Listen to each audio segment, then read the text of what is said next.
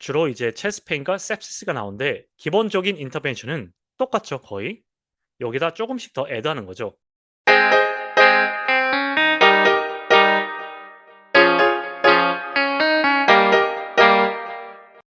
자, 그럼 컨셔스한 환자는 어떻게 해야 될까요? 의식이 없는 환자와 마찬가지로 Doctors ABCDE를 따르는 건 같죠.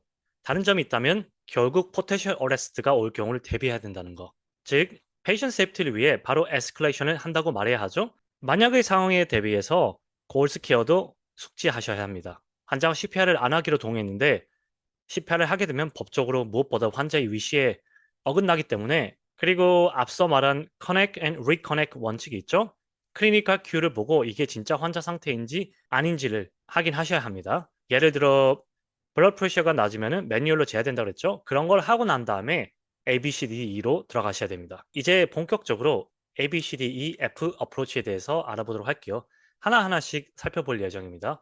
에어웨이는 보통 브리딩이랑 같이 가죠. 어떤 질문들이 있을까요? 위에 제가 정리해드린 것이 있지만 여기서 같이 볼게요. 보통 수술실이나 호흡기계 및 클리니컬 케어에서 에어웨이와 브리딩에 관련된 질문을 많이 묻죠. 보시면은 이것도 수술실에 관한 거죠. 나오죠? 마이크 스노링, 크라우링 사운드죠. 이거면 이제 에어웨이가 partially block된 거죠. 병원 세팅이니까 덴저는 이미 없을 거라고 예상하고, 그래도 멘션을 하셔야 되죠. 페이션 세이프티를 위해 바로 에스컬레이션을 해야 되죠. 그리고 바로 A, B, C, D, E로 들어가죠. 제 질문도 비슷하죠. 이 질문은 라링고스파즘인데 이렇게 명확하게 Q를 주죠. 에어웨이를 보시면 이렇게 Q가 확실하게 나옵니다. 다음은 브리딩을 볼게요. 브리딩은 질환이나 질병에 관한 게 대부분이에요. 예를 들어 COPD나 에즈마 등이 있죠. 첫 번째, 포깅이 없다고 하네요. 그러면 뭐예요?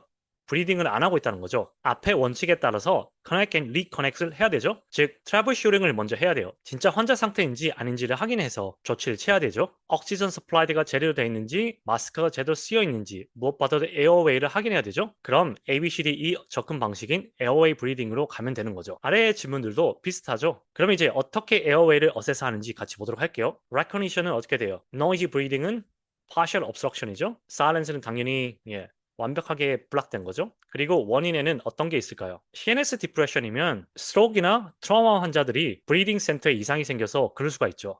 아니면 블러드나 보미트, 이렇게 바로 에어웨이가 막히는 경우가 있죠. 여기도 또 나오지만 트라우마, 란거스파즘, 이거는 이제 수술실 단골 질문이죠. 주로 수술실에서는 마취약 때문에 그런 경우가 흔하죠. 스왈링도 있죠. 방금 전에 저희가 질문을 봤는데 원인들이 여기 다 나오죠. 하지만 제가 말씀드렸듯이 이거는 반드시 알고 있어야 되는 거고, 해당 분야의 질문들을 좀 더 깊게 준비하셔야 된다고 그랬죠. 만약에 수술실이면 라링고스파즘이 왜 생기는지, 어떤 대처를 프로페셔널하게 할 수 있는지 조사해야 되죠. 이렇게 간단하게 말고 좀 더 준비를 하셔야 됩니다. 에어웨이 확보를 위해서는 헤드, 틸, 칠, 리프트를 하죠. 만약에 스파이널 인저리가 있으면 어떤 방식을 이용하죠? 바로 이제 저 트러스를 이용하죠. 일반적으로 에어웨이를 확인하고 옥시전을 바로 주죠. 이렇게 세츄레이션이 94%에서 98%까지 에이밍을 하죠, 우리가. 하지만 이제 COPD 같은 경우는 낮게 하죠. 왜냐하면 하이퍼캡닉 리스크 때문이죠. 이거는 브리딩에 해당하는 건데 결국에는 같이 가는 거기 때문에, 예를 들어 만약에 페이션스가 컨셔스 하다면은 레이스 리모닉을 씁니다. 컨셔스한 경우는요, 레이스 어스컬테이션, 트래키얼 디비에이션, 이건 뭐죠? 이건 바로 텐션 뉴모토렉스를 룰아웃 하는 거죠.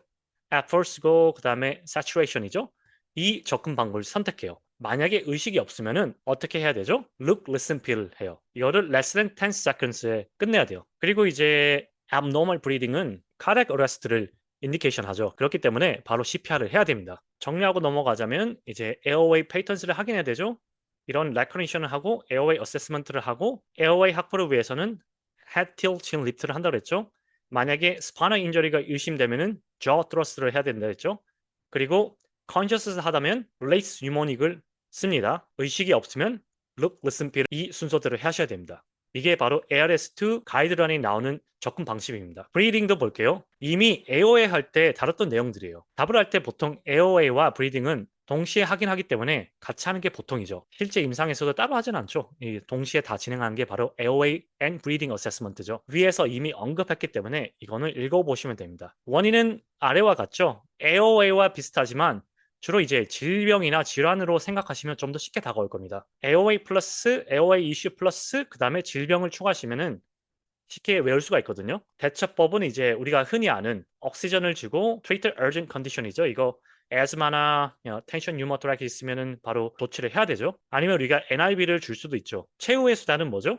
코드블루 팀이 와서 인투베이션을 하는 거죠. 그리고 하이폭식 카리악 어레스트가 올 수 있기 때문에 항상 준비를 해야 돼요. 또한 우리가 자주 보는 그 원인들이 있죠. AOA 이슈나 AOA나 브리딩에 이슈가 생기는 문제는 이제 애나플렉시스나 아즈마, COPD 이런 질환들 같은 게 많다고 그랬죠. 제가 아래 브로그로 자세한 인터벤션을 적어놨어요. 하지만 인터뷰를 위해서 하나하나 다 보는 게 좀 힘들잖아요. 솔직히 이 서머리만 봐도 충분하다고 생각합니다. 애나플렉시스나 아니면 라이프 트레트닝 아즈마에서는 어떻게 되죠? 에이드레날린을 준비하죠. 0.5mg을 IM으로 준비하죠. 그리고 every 5 minutes 피아노를 줄 수 있고요. COPD 같은 건 뭘 줘요? 이런 약들을 주죠. 사비라문을 포함해서. 에즈마의 경우도 사비라문이죠. 이렇게 하나하나 디테일까지 다 들어가면 너무 양이 많기 때문에 이 정도만 아셔도 저는 충분하다고 생각합니다. 인터뷰를 위해서는요. 중요한 것은 이것을 확실하게 숙지하고 있고 대처법을 아는 게 바람직하죠. 이렇게 브리딩이 끝이 나요. 아래는 자세한 매니지먼트를 갖고 왔어요. 인터벤션인데 아까 말씀드렸듯이 이거는 너무 길기 때문에 뭐 자세하게 보고 싶으신 분들은 하나하나씩 다 보셔도 됩니다. 세 번째 서큘레이션인데요. 거의 다 블러드 프레셔에 관한 거죠.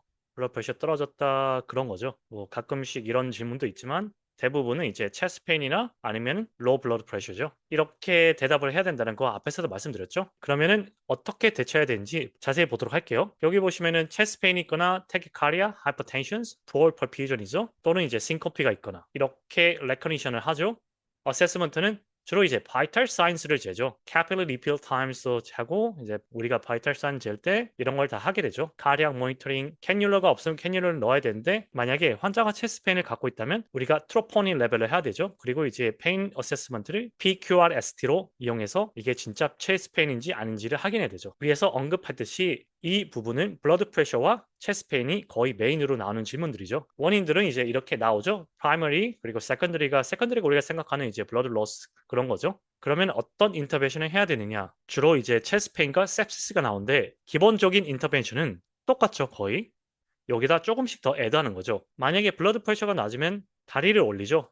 이거는 이제 볼로스 효과를 주는 건데 책마다 다른데 대부분은 이제 up to 250ml까지 준다고 나와 있더라고요. 그리고 이제 라피드 인퓨저를 준비하고 왜냐면 이제 바로 이제 플루이드나 아니면은 블러드 프로덕트를 줘야 되기 때문에 그거를 준비하셔야 돼요. 만약에 체스트 페인이면 아스피린하고 이제 GTN을 주게 되죠. 위에서 언급했지만 트로포닌 레벨을 재고요. 이 부분은 디테일한 인터벤션인데 이거는 너무 많기 때문에 뭐 다 알면 좋겠지만 간단하게 이 정도만 아셔도 되죠. 이거 플러스 다음 장에서 보시면은 서머리가 되어 있어요. 흔히 나오는 체스트 페인과 sepsis가 나오죠. 결국에는 블러드 프레셔나 이제 체스트 페인 있으면은 접근 방식은 거의 동일하죠. 체스트 페인이면은 이제 추가되는 게 페인 어세스먼트에서 이제 PQRST를 물어보는 거죠.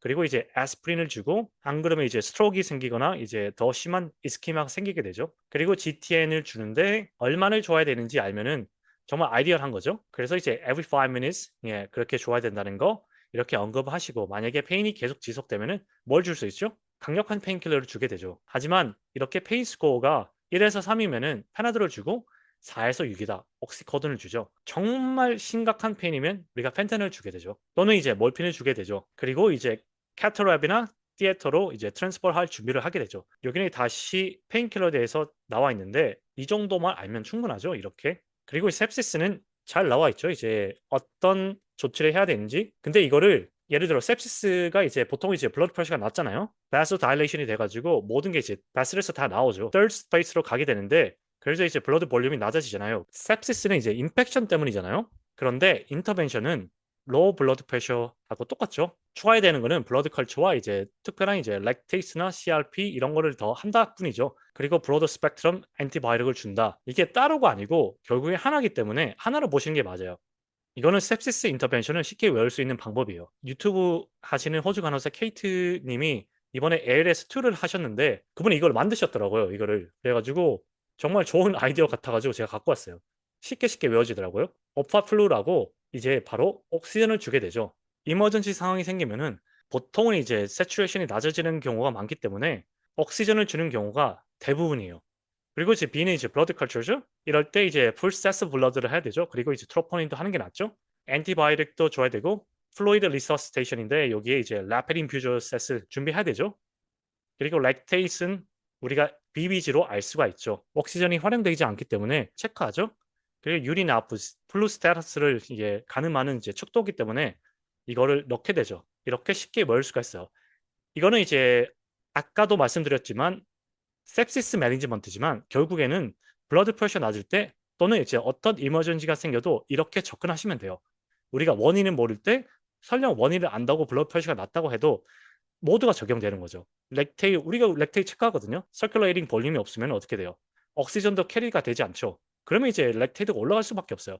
그렇기 때문에 이거 단순하게 sepsis라고 보지 마시고 '아 이거는 서큘레이션 매니지먼트의 하나의 축이구나.'라고 생각하시고 보시면 되게 편해요. 여기서 이제 체스트 페인이면은 더 추가하면 되죠. 페인 매니지먼트도 추가하고 ECG부터 그다음에 이제 모든 약들 주는 거 그런 것들을 여기다 좀 더 넣으면 되는 거죠. 기본적인 뼈대를 갖고 나머지 것들을 조금씩 애드하면은 그래서 제가 여기서 sepsis하고 체스트 페인 그런 것들을 한꺼번에 다 넣어 놨어요. 결국에는 똑같은 인터벤션인데 거기서 조금만 더 추가하면 되는 거기 때문에 이렇게 보시는 게 편합니다. 이거는 샘플 앤서인데요.